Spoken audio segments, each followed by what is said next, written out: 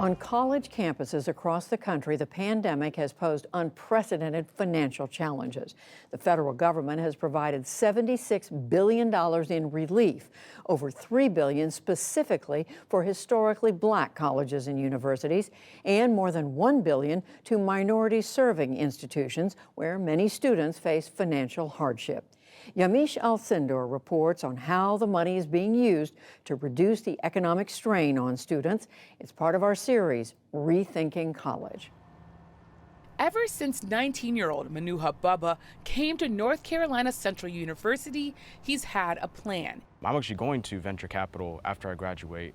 I know there's only like 4% of African Americans in VC, so if I become that one minority that could advocate for other minorities, I believe I could definitely make a difference. He moved to the U.S. from Ethiopia when he was 4. He is the first in his family to go to college. They came here to give me a better education, better life.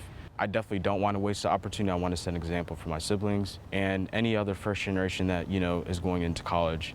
But during the pandemic, the balance he owed his school ballooned to some $7,000.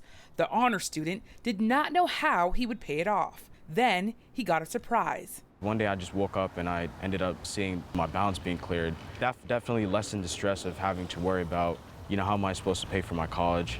North Carolina Central University is one of many historically black colleges and universities that used federal pandemic relief funds to clear the outstanding balances owed directly to them in tuitions and fees. We're doing whatever we can. The school's chief financial officer, Akua Johnson Matherson, says the goal is retention. How can we ensure that our students are getting everything that we can possibly provide so that they can stay here? It's a welcome relief to students at HBCUs who are disproportionately low income. More than 75% get Pell Grants, and many come from black communities which were hit hard by wage and job losses during the pandemic. Finaba Otto studies student debt. Schools are realizing that the fees that are associated with attending their universities and their colleges are prohibiting them from completing their degree or maybe delaying their opportunity with completing their degree. Trinity Washington University's student population is predominantly black and Hispanic. Most students are women, and Provost Carlota Ocampo says on average they have few resources. The median family income is $25,000 a year. That's family income. A $200 bill can make the difference for them staying in school. So Trinity spent more than $2 million in American Rescue Plan funds to pay off balances for 535 students. Many of our students have great economic need even at the best of times. So you can well imagine in an economic downturn, who are the first to be impacted? They don't have family they can run to and say, lend me $1,000 to get through. Anessa Young, who immigrated from Jamaica as a teen, is double majoring in business administration and psychology. Until the pandemic hit, her dad helped pay her tuition. He drives trucks. He works 7 days a week or 5. It was cut back to 2 or 3. When that happened, they could no longer make tuition payments. Young accrued an $11,000 balance. How concerned were you about paying this tuition before your debt was wiped away? It was kind of stressful. My dad told me not to worry about it, but knowing me, I am going to worry about it. After finishing the homework and everything, I'll just stay up wondering, is this what I'm going to do? Should we do this? It was kind of a struggle, to be honest. Young works part-time at a Jamaican restaurant, but her earnings were dwarfed by the size of her debt. When she got an email that her balance was paid off, she couldn't believe it. Honestly, at first I thought it was a scam. Someone hacked Trinity's email, but then I read it and I'm like, is this it? Like, is this what I have been actually praying for? Like, all of it, just thousands gone. Welcome to this evening's NCAA Women's Volleyball Contest. 19-year-old Kiara Tate has worked a number of jobs to help cover her college costs, including a work-study position in the athletics department. I need to work so I can pay my tuition. It goes directly in here. Tate is studying nursing and has wanted to go to Trinity since she was a child. My mom went to Trinity. She was coming here when I was in the womb. Everybody's so nice. I fell in love with the college. But Tate's account balance was over $6,000.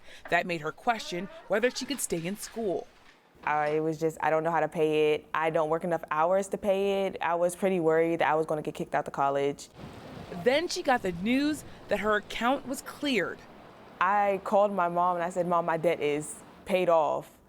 And she was like, what? And I said, my debt is paid off from Trinity. They're starting me over, like a financial new start. There's a weight that's been lifted. Yes, a very big weight.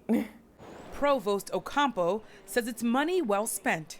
This is not giving away free money to students who just are going to run or off, to Vegas. I mean, these kids work hard in order to put themselves through school so they can better themselves and their families.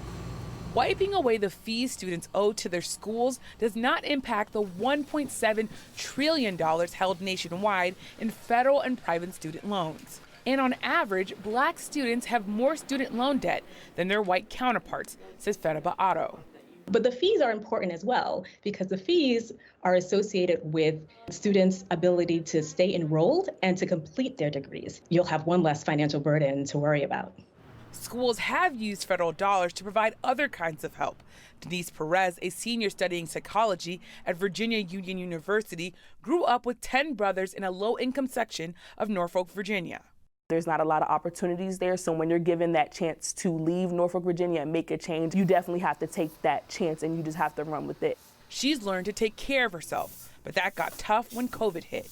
How did the pandemic impact your situation, both financially but also emotionally? I was a student where the professors were like, are you okay? What's going on? Like, this is not you. Perez had lost a job and her focus. She struggled to make ends meet. I was thinking about how I'm going to pay my rent, how am I going to make sure that I have food in my mouth. And my mom said it's like she still has kids at home. She has her own bills, her own commitments, her own business. Money doesn't grow off of trees. Perez got a boost when her school sent her around $2,000 in emergency aid funded by the CARES Act. With that, plus scholarships, loans, and earnings from her job, she's hung on. I'm still here. I didn't give up. I didn't drop out. Virginia Union is like my world. This is like my comfort zone. This is where I feel like I'm me. Virginia Union Chief Operating Officer Aaliyah Carter is exploring more ways to provide support to students even without federal relief money. What we used these funds for was to offset the cost of what we call gaps in the idea of affordability. How do we sustain this? How do you make this durable for those to come into our higher education environment and providing them relief or support that they may need so that they can gain access? At North Carolina Central, Manua Bubba is looking forward now that his financial burden has been eased. I was actually thinking of running for student body president, and I just want to give back to the students and make sure that I'm making an impact. For the sophomore and so many other students, the focus is now on the future. For the PBS NewsHour, I'm Yamiche Alcindor.